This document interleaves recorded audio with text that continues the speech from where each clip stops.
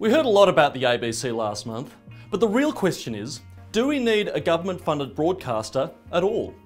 Should the government still, in 2018, be in the media business, or is it time for the ABC to be privatised?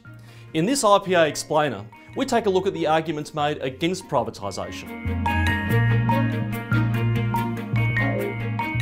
Firstly, privatisation would not be an attack on the ABC.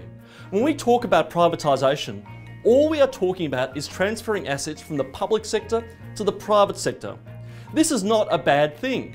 In fact, many government-owned companies have thrived after their sale. Take Qantas, for example, which was sold by the Keating government in 1992.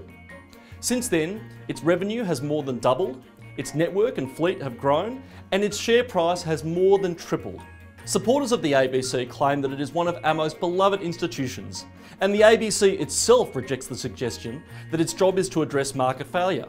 If that is the case, then there is no reason to protect the ABC from the market in which every single other media outlet is forced to compete.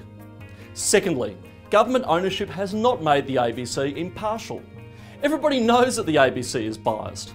ABC journalists are much more likely to vote for left-wing political parties, and when it comes to issues like energy, for example, analysis shows that renewable energy gets a much better run on the ABC than things like coal or CSG.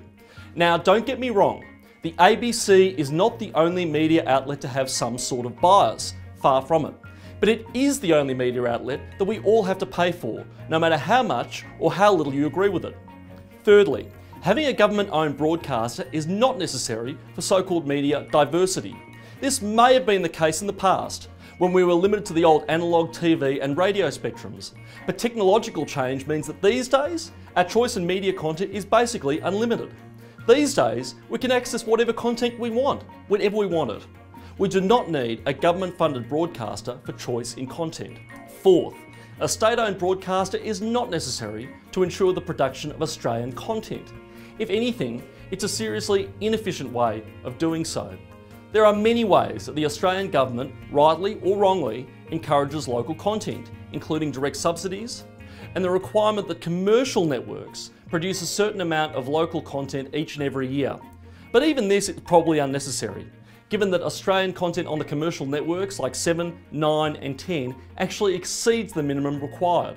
Fifth, government-funded broadcasting does not necessarily guarantee regional content and reach. While historically services like the ABC have allowed media access for people in the bush, recent parliamentary inquiries have identified a number of problems with the ABC's regional presence, including reductions in local programming, a decline in regional content, and poor radio coverage in remote areas.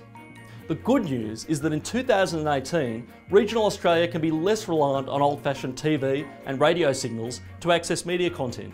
We should be thinking about quality internet access as the best means of offering diverse media content to all Australians, no matter where they are. For more information on this and other research, head to ipa.org.au.